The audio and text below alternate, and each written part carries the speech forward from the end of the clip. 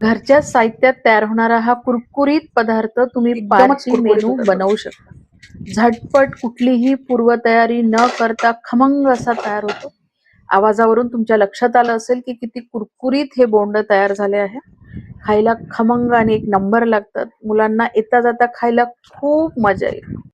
एकदम देसी स्नॅक्सचा प्रकार म्हणून तुम्ही हे बोंड तयार करू शकता. नमस्कार, Sushma healthy healthy recipes and salad मध्ये सर्वांचे खूप खूप स्वागत. आणि आज आपण देशी स्टार्टर बनवत आहे, म्हणजे मेथी भाताचे बोंड तयार करतोय. अगदी पार्टी मेनू आहे. आम्ही नागपूरला असताना आमच्या समोर आमचे शेजारी राहायचे, तर त्यांच्याकडे पाहुणे आले की नेहमी पाहुणचारामध्ये हा मेनू राहायचा. अर्थात आमच्याकडे पण तो यायचा टेस्ट करायसाठी, तर मलाही आवडायला लागला. तर बरेचदा हा मेनू मी पण तयार करायची. म्हटलं चला आज तुमच्यासोबत शेअर करायचा. तर हा ना ताज्या भातापासून पण तुम्ही तयार करू शकता आणि शिळ्या भातापासून पण माझं नेमकं असं व्हायचं, मी भात उरला की हा मेनू बनवायची. एक नंबर मेनू तयार होतो, मुलांनाही फार आवडतो. आपण रेसिपी बघूया, पण त्याआधी जर तुम्ही माझ्या चॅनलवरती नवीन असाल किंवा अजूनही माझं चॅनल सबस्क्राईब केलं नसेल तर प्लीज चॅनलला सबस्क्राईब करा. रेसिपी आवडली तर जास्तीत जास्त लाईक करा, शेअर करा. तसेच बेल आयकॉनला पण क्लिक करा, जेणेकरून माझ्या नवीन व्हिडिओचे नोटिफिकेशन पहिल्यांदा तुम्हाला येतील. आणि चला रेसिपी बघूया. तर हा रात्रीचा उरलेला भात आहे. आपण याच्यापासून आज रेसिपी तयार करतोय.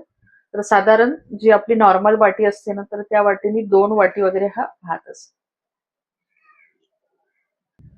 एका मिक्सिंग बाउल मध्ये 1 इंच आल्याचे तुकडे करून घेतलेले. छोट्या 3 हिरव्या मिरच्या आहेत, त्याचे पण मी असे तुकडे करून घेतले. 8 ते 9 लसणाच्या पाकळ्या आहे.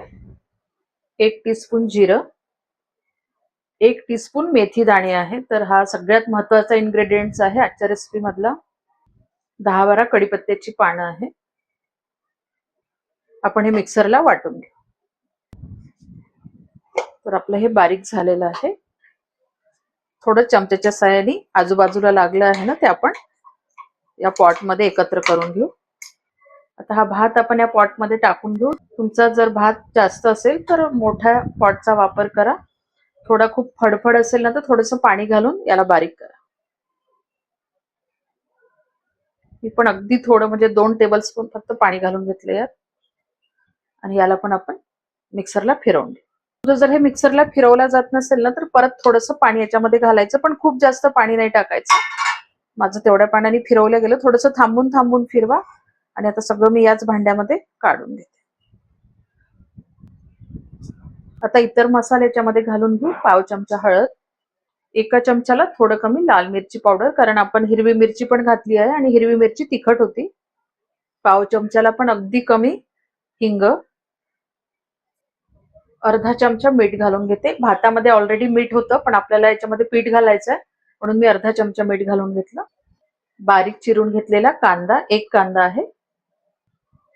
हे सर्व आपण मिक्स करून घेऊ. त्याच्यामध्ये ना अगळपगळ कोथिंबीर पण घालून घ्यायची. पण आता सध्या काय झालेलं आहे, पाऊस इतका येतो आहे, एक तर पावसामुळे कोथिंबीर मिळत नाही आहे आणि जी आहे ती चांगली नाही आहे, म्हणून मी कोथिंबीर इथे टाकलेली नाही. तुमच्याकडे असेल तर चांगला पाव कप वगैरे कोथिंबीर याच्यामध्ये घालून घ्या.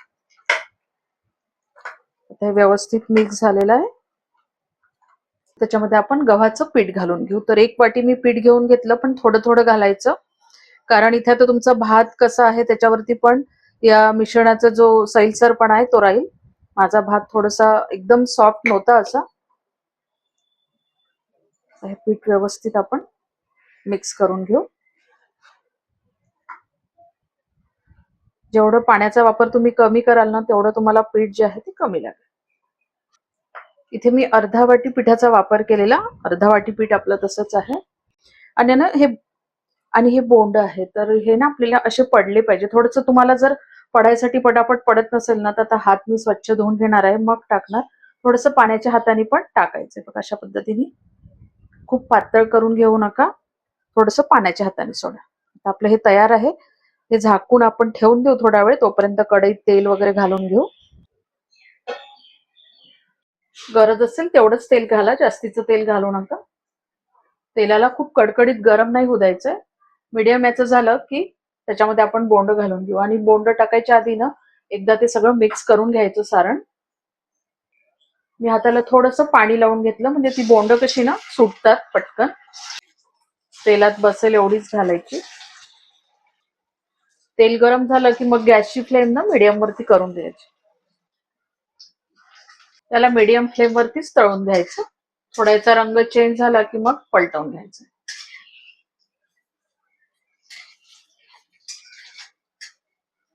त्याला छान गुलाबीसर रंगावरती आता तळून घ्यायचं. वर खाली असं करत जायचं आणि छान गुलाबीसर रंगावरती आपण हे तळून घेऊ. चिपकले ना तरी ते सुटतात तळून झाल्यानंतर. आणि मेथीचा खूप छान फ्लेवर येतो याच्यामध्ये, खायला पण खूप छान लागतात. छान सोनेरी रंगाचे झालेले आहे. आता आपण हे काढून घेऊ आणि बाकीचे पण अशाच पद्धतीने तळून घ्यायचे. बघा छान मस्त झालेले आहे.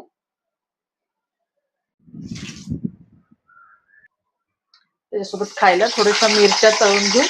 मिरची मध्ये अशी स्लिट करून घ्यायची, नाही तर तडकन ती तेलामध्ये उडते. तुम्ही जर अशीच टाकून घ्याल तर.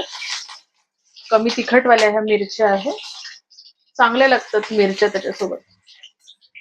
झालं.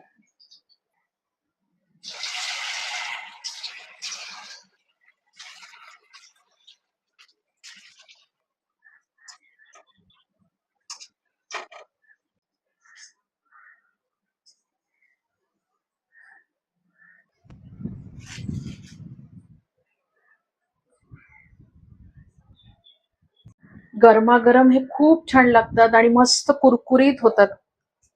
बघा छान कुरकुरीत लागतात, चवीला अप्रतिम. म्हणजे त्याच्यामधला मेथीचा इतका छान सुगंध आणि इतका छान बाईट येतो दाताला. असं थोडीशी मेथी लागते ना तर खूप छान लागतं. तुम्ही हे असेही खाऊ शकता, सॉस सोबत खा किंवा हिरव्या मिरची सोबत खाऊ शकता. एकदमच कुरकुरीत होतात बघा. या रेसिपीला ते बोंडच म्हणायचे म्हणून मी पण तेच नाव ठेवलेलं. तर तुम्ही एकदा ही नक्की ट्राय करा. आवडली तर लाईक शेअर करायला विसरू नका. परत भेटूया अशाच एका छानशा रेसिपी सोबत. तोपर्यंत धन्यवाद.